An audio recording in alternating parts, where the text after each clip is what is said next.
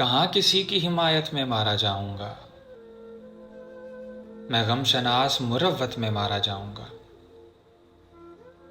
मैं मारा जाऊंगा पहले किसी फसाने में, फिर उसके बाद हकीकत में मारा जाऊंगा।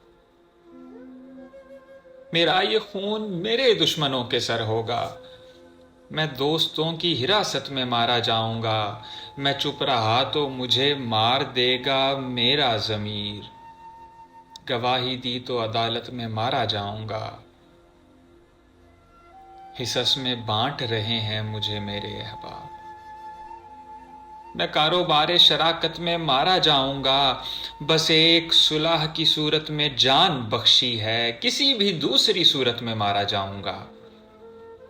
नहीं मरूंगा किसी जंग में ये सोच लिया, मैं अब की बार मोहब्बत में मारा जाऊंगा।